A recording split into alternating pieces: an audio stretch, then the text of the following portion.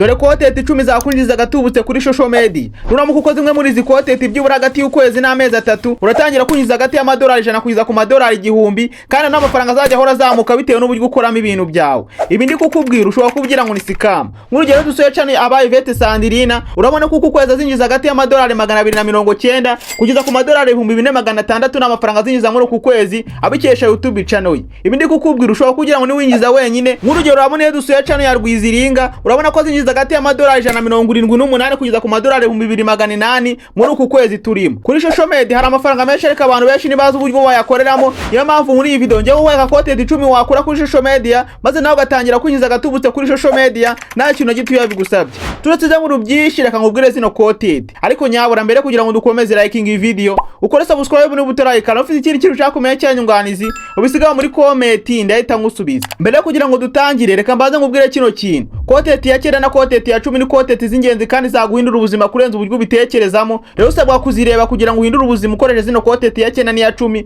kandi ndabizi neza ko nta muntu byananira. Ariko mbere kugira ngo dutangire ku musozo w'ivideo ndakwereka inama wakoresha kugira ngo uzamure YouTube channel yawe mu buryo bworoshye cyane maze nawe utangire kwinjiza akayabo kuri YouTube channel yawe nta kintu gituye bigusabye. Nagutindiye mu bintu byinshi reka dutangire. Koteti ya mbere ni yihe wabyaza gute amafaranga ese ubuniriza amafaranga angahe kuri views 1000? Koteti ya mbere rero nta yindi ni ugukora documentaire cyangwa gukora ibyegeranyo. Wagiye ubona abantu benshi bakora ibyegeranyo ukabona ni ibintu byiza cyane nawe ukifuza kubikora. Kandi mu by'ukuri gukora ibyegeranyo ntago bihenze cyane ntago bisaba ibikoresho bihenze ahubwo icyo bigusaba ni telefone yawe n'umuhate no kubuzi gukora ubushakashatsi. Kuko gukora ibyegeranyo si ikintu wabyuka mu gitondo ngo utangira utegura icyegeranyo ahubwo bigusaba gukora research ku kintu ushaka gukora icyegeranyo maze ukagitegura neza maze ukagikoramo video maze gatangira kukwinjiza amafaranga nta kintu gito yabigusabye. Gusa nubwo nangiye nkubwira ngo nta kintu gito yabigusabye kugira ngo uzamure YouTube channel biragoye cyane bigusaba gukora cyane gushyiraho umwete kugira ngo utangire gukora amafaranga yo kuri social media nta kintu gito yabigusabye. Rero iyi ni koteti ya mbere yagufasha kuzamura social media zawe kandi uyikoze uyikunze ndabizi neza ko yaguhindura ubuzima ikakugira n'umusitari. Kuko iyi ni koteti nziza ushobora gukora nta kintu gito yabigusabye kuko nawe gusaba ubwamamare ntago gusaba ibintu bihenze ntago gusaba mikrofone zihenze ahubwo ukigusaba n'ubushake umwete na telefone yawe yabigufasha mu bundi ugategura ubushakashatsi warangiza ugakora icyegeranyo nta kintu gito yabigusabye. Nk'urugero ushobora gukora icyegeranyo ku musitari runaka ku ikipe runaka ku gihugu runaka ku kintu runaka nyine bitewe n'uburyo ubishakamo kandi bikaba ari ibintu byiza cyane bikaba byaguhindura ubuzima ukaba wategura koteti nziza abantu bakaba bayireba bitewe na topic wateguyeho. Rero iyi ni koteti ya mbere wakoreka kunjiza akavagare k'amafaranga kuri YouTube nta kintu gito yabigusabye. Rero iyi koteti ihemba gute byibura kuri views 1000? Rero nkuko mubizi RPM kuri YouTube ni ikintu gihora gihinduka bitewe na video washyizeho bitewe n'ikintu wavuzeho kandi bitewe n'uburyo ibintu bigenda bihindukamo. Rero kuri koteti yo gukorera documentaire ushobora kwinjiza hagati ya 0.5 kugeza ku madolari 2 kuri views 1000. Rero ngaho urumva ko atari amafaranga make cyane ushobora gukora documentaire ukinjiza amafaranga nta kintu gito yabigusabye. Kugira ngo utangire kwinjiza amafaranga kuri YouTube ntago ari ugushyiraho video ya mbere ngo utangire kwinjiza amafaranga kuri YouTube ahubwo hari ibintu bigusaba kugira ngo utangire kwinjiza amafaranga kuri YouTube nkuko twabigarutse muri video zatambutse. Rero iyi ni koteti ya mbere ushobora gukora kuri YouTube igakwinjiza amafaranga kandi nta bumenyi buhambaye bigusabye uretse telefone yawe na internet waba ufite na mikrofone byaba byiza. Iyi ni koteti ya mbere tudatsinze mu byinshi reka tuhite tujya no kuri koteti ya kabiri. Muri koteti ya kabiri wakoreka guhindura ubuzima nta kintu gito yabigusabye. Gusa ndakubwira koteti 10 ntago zose wazikorera icyarimwe ahubwo urahitamo koteti kubereye koteti washobora gukora koteti nyine wakora mu buryo bworoshye kandi kaba yatanga umusaruro maze gatangira kukwinjiza amafaranga kuri YouTube channel yawe nta kintu gito yabigusabye. Rero koteti ya kabiri ni iyi. Abantu benshi by'umwihariko ku rubyiruko abagabo abamama usanga nyine bakunda ibintu bya siporo ibintu by'imipira ariko ugasanga za makuru yo kwisi yose ya siporo ariko ugasanga ntago afite uburyo asangizamo abantu. Rero na koteti yo gukora siporo nawe wayikora mu Rwanda kandi ndabizi neza ko yatanga umusaruro by'umwihariko kuri YouTube channel ndabizi neza ko yatanga umusaruro. Hari YouTube channel nyinshi zigiye zitandukanye zikora ibintu by'imipira kandi ukabona ko abantu bazikoreraho bameze neza binjiza akayabo k'amafaranga kubera koteti z'imipira. Rero wayikora gute wabyaza gute amafaranga? Rero iyi ni koteti nziza ushobora kujya utegura icyegeranyo ku ikipe runaka cyangwa ukavuga amakuru agezweho y'amakipe runaka ukaza ugafata ikiganiro runaka uwirekodinga ukarikodinga warangiza ukauploadinga kuri channel yawe bitewe nyine n'amakuru ushaka gusangiza abantu maze nawe ugashyira kuri channel yawe maze channel gatangira kurebwa nta kintu gito yabigusabye. Birambabaza cyane iyo mbonye umujene aza amakuru yose yo kwisi hose ugasanga amakuru y'imikino yose arayazi yo kwisi yose ariko ugasanga byibura ntago wabigiramo koteti byibura ngo ayo makuru maze aya makuru ngo yasangiza abandi bantu maze atangire gukora amafaranga kuri social media kandi ari amakuru nyine yatanze nyine abantu bakareba ibyo bintu, hanyuma bareba ibyo bintu nabo bikaba byamwinjiza amafaranga nta kintu gito yamusabye. Rero iyi ni content ya kabiri yo gukora imyidagaduro, yo gukora siporo, ukajya uvuga ku makipe runaka, waba bishoboka kuri cyegeranyo ku ikipe runaka, ukajya ukora kuri analyse ku makipe agiye atandukanye, ukajya ubisesengura neza. Iyi ni content ndabizi neza yagufasha niba ukunda ibintu bya siporo, kandi ndabizi neza ko yatanga umusaruro. Rero iyi content ya kabiri ku bijyanye na RPM yayo no guhera ku madolari 2 kugeza ku madolari 6 kuri views 1000. Urumva ko iyi RPM urumva ko iri hejuru cyane kurenza iya mbere ya documentaire. Rero iyi ni content ushobora gukora ikaba yaguhinura ubuzima niba ukunda ibintu bya siporo, ukabona bikurikirana cyane kandi ukabona bizu nabifiteho n'amakuru. Iyi ni content wakora kandi ndabizi neza ko yaguhindura ubuzima. Tudatsiza mu rubyishe gazo dukomeza na content ya kabiri. Content ya kabiri rero niye content ya kabiri no gukina comedy cyangwa n'abanyempano ufite impano yo gukina comedy. Rero iyi content irakora cyane kandi murabizi ko itaho umusaruro. Urabizi ko umuntu ayikoze mu gitondo abyuka agakora ka video, nimugoroba ugasanga ba mustari mu gihugu hose ugasanga turamuzi. Iyi ni content nziza ushobora kubukora niba ufite impano yo gukina comedy. Nagisaba ibikoresho bihenze. Ubu uzajya gutangira content, uzajya ubanzureye abantu bakuri iyo content, ubanze urebe video bahereyo bakora. Bano bantu ubona banini muri sinema y'u Rwanda cyangwa bano bantu ubona bakomeye cyane mu bijyanye na comedy, ntago batangiye bakoresha zira kamera zihenze nyine kuri babona bakeye bameze neza, nabo batangiye bakoresha telefone. Uzarebe nka video za bambere za Banyagiso, za ba Patino, bano bantu nyine bagiye bakomeye muri industry yo mu Rwanda, bano bantu nyine bagiye bakina comedy. Uzagenda urebe video za bahereyo batangiye bakoresha telefone, amashusho atabona neza ariko bagenda bakora, uko bagenda babona ubushobozi bagenda bazamuka gake gake, ntacyo na gito basabye nyine bitangira bitewe n'ubushobozi ufite. Singubwiye ngo ugende ugure kamera ya miliyoni 500,000, ahubwo we tangira ukoreshe telefone ufite, aho uzagenda waguka, uzagenda uzamura ibintu byawe gake maze nawe birangire wagafasha utangire gukina na WhatsApp.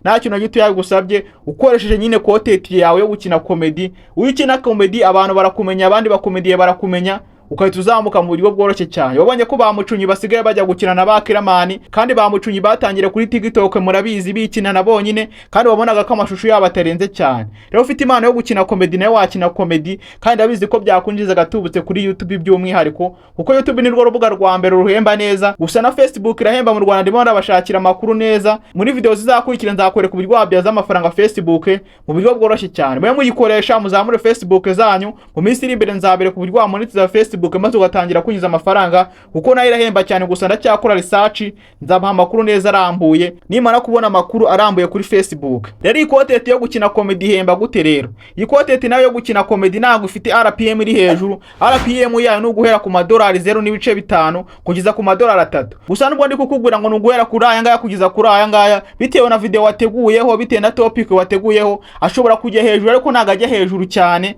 Ndakeye kuri kubyumva neza 5 kuri 5. Ikindi kandi ashobora kuzamuka bitewe n'abantu barebye igihugu ahantu baherereye. Nk'urugero niba abantu barebye video yabaherereye mu Bwongereza, muri United States, byanze bikunze amafaranga kuri RPM arazamuka. Nyine ndemo ndashyira mu kigero cyo mu Rwanda, mu Burundi, nyine hano hantu hatari monetize byibura, niyo mafaranga ushobora kuwabona kuri views 1000 wateguye content nk'ingi yo gukina comedy. Nagutindiye mu bintu byinshi, kazo dukomeza na content ya kane. Nugutumira abastari kuri channel yawe ukagenda ubaganiriza. Gusa yo gitangira ntago wajya gutumira ubastari runaka, ntago watumira Rocky, ntago watumira Junior Giti, ntago watumira bano bantu bagiye bakomeye muri industry Banyagiso cyangwa ba Patino, ahubwo utangira ku bantu nyine bafite impano y'ahantu uherereye.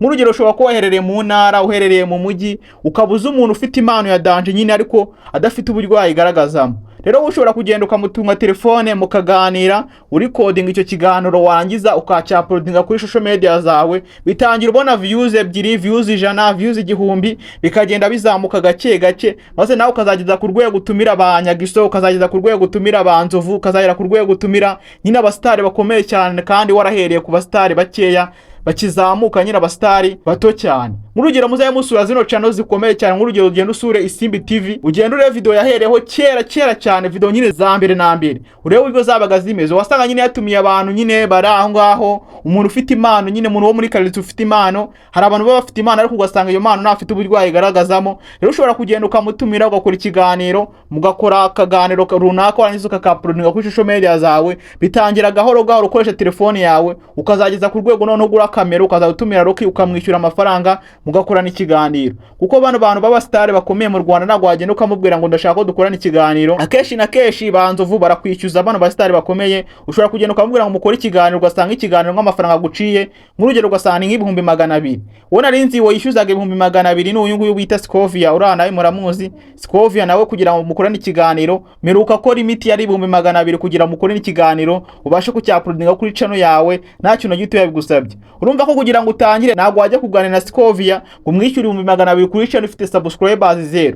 Ahubwo nyine utangira ku bantu bakwegereye, ku bantu bafite impano mwegeranye, mukajya muganira byoroshye cyane, ukajya uganiriza abayobozi baho mwegereye, maze nawe ukabasha kugenda ukura gake gake, uzamuka gake gake, none watangira kwinza amafaranga yo kuri social media, maze ukabasha kuba wakishyura umusitari runaka ukamuzana kuri channel yawe. Wamuzana kuri channel yawe maze views zikiyongera, ukinza amafaranga, bityo amafaranga wamwishyuye ukayagarura, kandi nawe ukagira n'inyungu ubona kuri icyo kiganiro nta kintu na gito yagusabye. Rero iyi content yo gutumira abasitari cyangwa kuganiriza abantu ihemba gute mu Rwanda? Iyi content nayo ni nziza cyane, ihera ku madolari RPM yayo guhera ku madolari 2 kugeza ku madolari 5 kuri views 1000. Urumva ko nyine RPM yayo ihagaze neza, urumva ko imeze neza 5 kuri 5. Content ya 5 rero ni iyi. Content ya 5 na yindi ni storytelling, nyine no gutera inkuru, nyine no kuganira, no kuganiza abantu runaka. Ni ufite impano yo kuganira cyangwa ni ufite impano yo gukora ibiganiro bigiye bitandukanye, ushobora gutegura ikiganiro cyubaka, ushobora gutegura ikiganiro gisekeje, nyine ushobora gutegura ikiganiro cyigisha, ushobora gutegura ikiganiro nyine bitewe n'uburyo nyine wateguyemo ikiganiro cyawe. Bino bintu byo gutegura ikiganiro nk'urugero mu Rwanda abantu babikora neza kandi bigatanga umusaruro. Nk'urugero dusuye yenda nka Dash TV, uriya mugabo Dashim, urabona ko nyine ategura ibiganiro kandi byubaka. Gusa sinkubwiye ngo ugende umwigane, ahubwo nawe ushobora gutegura ibiganiro byawe, ugategura ibiganiro ugamije kwigisha ikintu runaka. Iyi content yo gutegura ibiganiro, ukagenda ugategura ibiganiro, waba ufite story ukaza ukazibaganiriza abantu bakaba bazireba, waba ufite ikintu cyose ukaza ukakiteguraho ikiganiro, ukaba wakora ikiganiro nyine uri kuganiriza abantu kandi ari ibiganiro bifite motion, nyine atari ibiganiro biri aho ngaho ugenda uganire, nyine ari ibintu biri aho. Nyine utegura ikiganiro cyigisha, sibyo? Cyangwa ugategura ikiganiro gishekeje, ugategura ikiganiro nyine kirimo ikintu cy'ubutumwa cyangwa kirimo ibintu by'inyigisho, kugira ngo umuntu urubuze kukireba aze kugitindaho. Uko agitindaho uze no kugira umutima wo gukora subscribe, nakora subscribe ugenda uzamuka gake gake, maze nawe uzashiduka wagafashe nk'abandi bose bakora bino biganiro. Ndakeye kuri kubyumva neza 5 kuri 5. Rero iyi content ihemba gute? Iyi content rero nayo ni nziza cyane. RPM yayo no guhera ku $1 kugeza ku madolari 4 kuri views 1000. Nyine urumva RPM yayo ihagaze neza 5 kuri 5. Content ya 6 rero na yindi ni reaction. Reaction rero kugira ngo ikore nta kintu bigusaba, nyine ureba amakuru ari trend, amakuru nyine ari ahantu kuri social media hagiye hatandukanye, ukagenda uyakusanya warangiza ukakuramo nyine inkuru ya danger. Zino nkuru nyine ubona ukabona nyine ni inkuru itunguranye cyane, nk'urugero ngo muri bino bintu byari bimaze iminsi yenda by'intambara, ugasanga nyine nk'umuntu ahise afata ikiganiro cya danger ku bintu byabaye mu gihugu runaka, ugasanga ahise abikoraho ikiganiro. Rero bino bintu nabyo ushobora kujya ubikoraho nk'inkuru ziri trend, ukabasha kuba wazivuga, wabona amakuru avuga ahantu runaka, cyangwa yumvise kuri radio ahantu runaka, cyangwa wageze kuri tele ahantu habiri amakuru nyine atangaje bya hatari, ukaba wabasha kuyavuga ukayavuga kuri social media zawe, maze bikazamuka mu buryo bworoshye cyane. Zino nkuru zirakunzwe cyane cyane cyane, kuko nyine abantu bakeneye amakuru, kandi amakuru ari trend, nyine amakuru nyine akurura amaranga mutima y'abantu. Ntabwo nyine uzagenda ngo ufate amakuru yoroheje nyine ngo umuntu yibye ibijumba by'abantu uba ari byo uza kuvuga, ahubwo uzajya uvuga za nkuru nyine ziremereye cyane, kugira ngo ubashe gufata amaranga mutima y'abantu, maze abantu baguma aho ngaho nyine bagume bakureba. Uko baguma kukureba nyine uzaba uri gutangira kubaka audience yawe, kugenda ubaka audience yawe, uzaba uzamuka gake gake, maze nawe utangiye kwinjiza amafaranga kuri social media ukoze iyi content yo gukora amakuru nyine ari trend, ukaza ukayashyira kuri social media zawe bakabasha kuba bayareba. Iyi content kubijyanye no guhemba RPM yayo ni $1 kugeza ku madolari 3, gusa ashobora kujya munsi cyangwa akajya hejuru bitewe n'ahantu abantu barebye video yawe baherereye. Ndakeye kuri kubyumva neza 5 kuri 5. Rero content ya 6 urumva ko ari nziza cyane, ushobora kuba wayikora niba ukunda gukurikirana amakuru yo mu Rwanda ku isi hose. Ushobora kujya uyabona nka kuri abaroki bayakora muri iyi minsi. Urabona ko Roki akantu karavuga ku isi yose, kantu nyine gatangaje, nyine akana abantu bareba akabara kavuze. Nyine birani ibintu by'amakuru nyine ari trend, nyine uri kubyumva neza 5 kuri 5. Gusa sinkubwira abantu ngo ugende ngo bigana, ahubwo weza n'umwimerere wawe, zana umwimerere wawe kuri social media. Content ya 7 rero na yindi no gukora challenge. Gukora challenge ndakeka nyine uri kubyumva neza cyane 5 kuri 5. Nyine ushobora gutegura ikintu runaka cya danger, yenda nk'urugero ku rugero nagwa yenda rw'umuntu ukora challenge, urabona uriya Joshi uramutaramu ukorera kuri cyane ukize kuri screen, nyine ubona ko nyine ibintu akora nyine biri smart, nyine agenda afata utuntu akagenda duhuza kandi bikavamo video ya danger nyine ya challenge. Ushobora kutamwigana nawe ukazana nyine mu bintu byawe nyine muri wa mwihariko wawe. Rero iyi content nayo nyine ihagaze neza no guhera RPM yayo no guhera kuri 0.5 kugeza ku madolari 3. Gusa nkuko natangiye mbikubwira ashobora kujya munsi cyangwa akajya hejuru bitewe n'abantu barebye video yawe ahantu baherereye. Dudatsinye mu byinshi gazi dukomeza na content ya 9 ushobora kuba wakora. Tugize no kuri za content z'ingenzi umuntu wese ashobora gukora akisangamo. Rero content ya 9 ni iyi. Content ya 9 no guteka rwose biri seriye cyane. Ushobora kuba nawe usetse nk'uko nguku, ariko content yo guteka ni content nziza byibura. Niba byibura uri umukozi wo mu rugo cyangwa ukunda gukora ibintu byo guteka, by'umwihariko reka mvuge ku bakozi bo mu rugo ahantu mukora runaka. Niba uri umukozi wo mu rugo, ibi ngibi ushobora kubigira content kandi bikaguhindura ubuzima, ukareka akazi ko gukora mu rugo nawe ugatangira kujya gukora ahantu runaka maze ukajya ukora iyo content kandi ikaba yakugaburira. By'umwihariko niba ukunda guteka, niba ukunda gukora ibintu bigiye bitandukanye byerekeranye no guteka, iyi ni content wakora ikaba yaguhindura ubuzima. Niba uri umukozi wo mu rugo, niba ukora muri restaurant, niba wikorera, niba ukunda guteka mu rugo, ushobora kuba uri guteka ikintu runaka hanyuma warangiza ukakivugaho maze nawe wa-uploadinga kuri social media zawe gake gake ukagenda uzamuka ugatangira kwinjiza amafaranga kuri YouTube nta kintu gito yagusabye kandi wikoreye agacontent nyine ko guteka. Rero guteka bihagaze gute mu guhemba? RPM yo guteka no guhera ku $1 kugeza ku madolari 5 kuri views 1000. Nyine nawe urumva ko ihagaze neza, urumva ko ari content wakora. Niba wayikora neza ufite ibintu byo guteka gusa ino content nyine urumva ugiye kuyikora udakunda guteka, byajya bigusaba ibishoro nyine byo kuba washora nyine ukagura ibintu byo guteka. Ariko wenda nk'urugero uri umukozi wo mu rugo ukora muri restaurant, byaba byoroshye cyane nyine kuba wayikora nyine ikaba yarebwa. Nyine wajya ukoresha ibyo bamaboje baguhaye, ibyo uri bukoreshe muri restaurant nta kintu na gito yabigusabye maze ukaza ku-uploadinga kuri social media zawe maze bigatangira kukwinjiza amafaranga rwose nta kintu na gito yabigusabye. Turasije muri byinshi gato tujya no kuri content ya 10 y'ingenzi yo ukwiye gukoresha kandi ni tekiniki yoroshye cyane wayikoresha nta kintu gito yabigusabye. Content ya 10 rero ni iyihe? Content ya 10 navuga ko ifite nk'umwihariko nyine, ifite mu umwihariko ukuntu. Content ya 10 nawo ngubwiye ngo ugende ukore iki ngiki, singubwiye ngo ugende ukore ikiriya, singubwiye ngo ugende ukore kiriya. Ahubwo content ya 10 reba ibintu wize ushoboye gukora. Nk'urugero ushobora kuba warize ukangiza amashuri yana, nk'urugero ukavuza Icyongereza, ushobora kuba warize icungamutungo, ushobora kuba warize ibijyanye n'ubuganga, ushobora kuba warize ibijyanye n'amategeko. Bitewe n'ibintu wize ufitiye ubumenyi bya nyabyo, ngwino byigishe kuri social media. Abantu benshi ibyo bintu barabikeneye, ibintu bijyanye n'amategeko barabikeneye kuri social media. Birirwa babishakisha ariko ayo makuru barayabuze, birirwa bashakisha ibintu bijyanye n'ubuganga ariko amakuru barayabuze, kubera nyine warabyize wicerera aho ngaho nta kazi ufite cyangwa akazi uragafite ariko muri cyagiye ubereye mu rugo ibyo bintu ntago bikora. Kandi ushobora kuba wategura ikiganiro runaka yenda nk'urugero reka dufatire ku muntu wenda wize, reka dufatire ku muntu wize amategeko. Abantu benshi bagirana ibibazo byinshi bigiye bitandukanye ariko ugasanga nuko batazi ikitegeko rivuga kuri ibyo bintu, babuze amakuru nyine ahantu bakureyo amategeko, ahantu bayabona mu buryo bworoshye. Ugasanga ibyo bibazo bihora bigaruka. Ibyo wabiheraho rero ugatangira ukora content, ukagenda ukora content, abantu babikunda bakagufata nk'umunyamategeko nyine uri smart nyine. Urumva iyo wagiye no kuri internet abantu nyine barakumenya nyine bakabona ko ibyo bintu nyine ubyumva neza 5 kuri 5. Niba uje ukabisobanura umuntu akabyumva neza 5 kuri 5 uri umunyamategeko, nafatiye ku munyamategeko ariko n'indi content wakora yose yakunda. Uri umuganga, ushobora kuba waza kwigisha ibintu bigiye bitandukanye byerekeranye n'ubuzima, ibintu umuntu yakirinda akarushaho kumererwa neza, ibintu wakora mu gihe urwaye iki n'iki, ukaza ukabyigisha nyine bifite ubumenyi ariko ntago tubizi.